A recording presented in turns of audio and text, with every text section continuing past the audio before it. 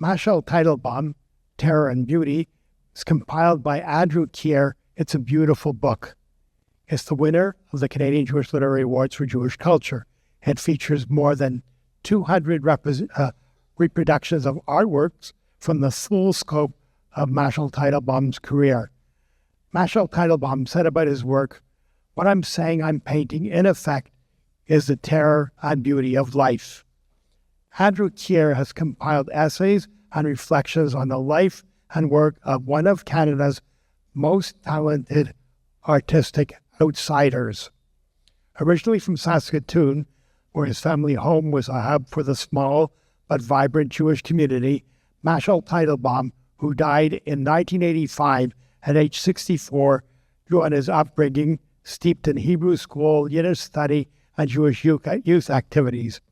One essay in the book, The Mills of the Gods, The Impact of Judaism and War on Mashel Teitelbaum's art, highlights a painting depicting a bearded and burdened Jewish figure in a biblical landscape with a temple and palm trees. The meaning of Teitelbaum in Yiddish is palm trees at the end of a path, layering Jewish scenes and over a Canadian landscape. In an afterwork, Jim Shedden, the curator of special projects and directors of publishing at the AGO, says, Mashel was one of those figures that might possibly tell us something about Toronto. While it seems that people like Mashel might have become outsiders anywhere, it seems likely especially so in the relatively conservative Toronto.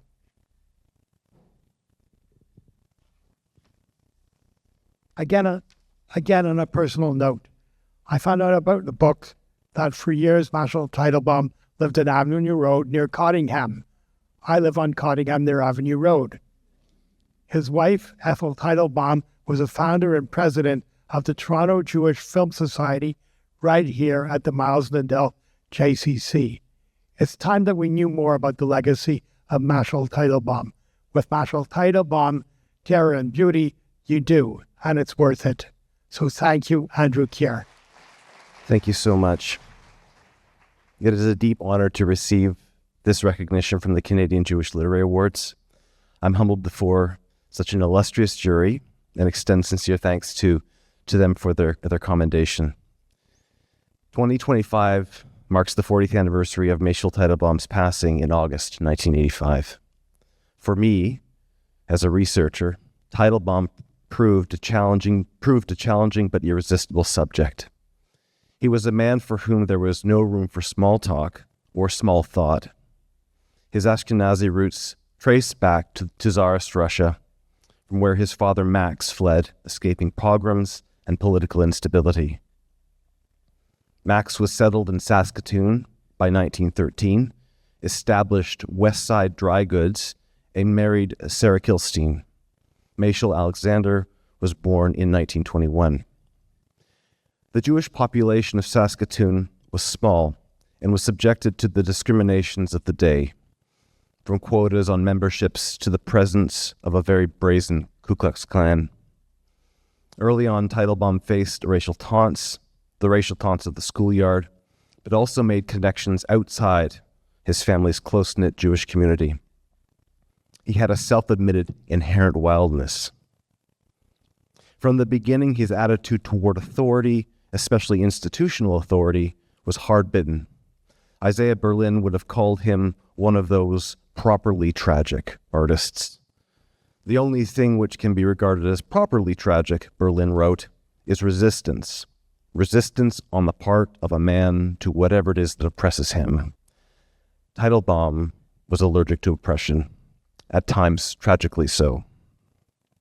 He grew impatient of formal training, although this did not prevent him from studying with a number of artistic giants, including Clifford Still and Max Beckmann, and actually establishing an art studio himself later on. After the war, he eventually settled initially in Montreal, where he met and married his wife, Ethel Lintz, in 1952. And it sounds like people here know Ethel, and so you'll agree with me that she deserves her own biography, really. They moved to Toronto a year later, And it was in this city that Teitelbaum made his career and lived his 64 years. Teitelbaum's Jewish identity was formative. As a kid, he took classes in Hebrew and Yiddish and attended a Jewish youth group. He published his first artwork in the June 1934 edition of Young Israel. As a mature artist, Judaism was a key component of his cultural oxygen, a key term of reference. It emerges from his influences, whether it be the stark literary realism of Theodor Dreiser, psychologist Otto Rank's account of the human's creative impulse, stories and figures from the Hebrew Bible reclaimed from Rembrandt. For Elisa Shapiro, one of the 20 contributors to Terror and Beauty, God's Acre, which you see here, is the painting that underscores Teitelbaum's Judaic vision the best, I think. Completed in the aftermath of the atrocities of the Second World War, she describes a landscape of forsaken hope and justice unfulfilled. Quote, "The blue-white rays in this painting descend from the sky and never reach the barren earth with its abandoned wagon wheels."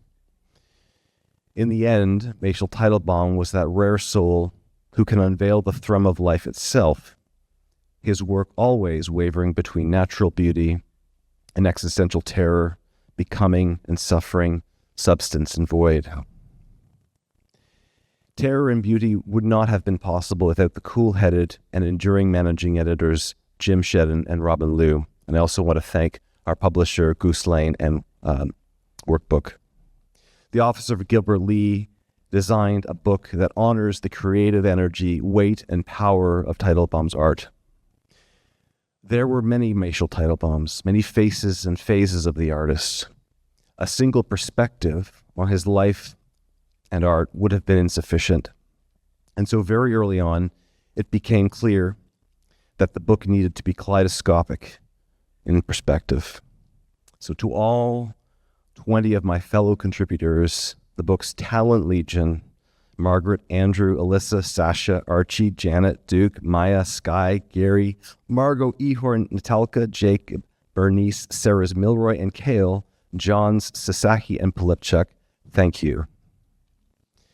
And finally, I extend my sincere appreciation to the Teitelbaum family, Matthew, Sari, Mara, and the late Ethel Teitelbaum, for their deep trust in me and generosity. I hope we have made something important about the complicated man and artist you knew and loved. Thank you very much.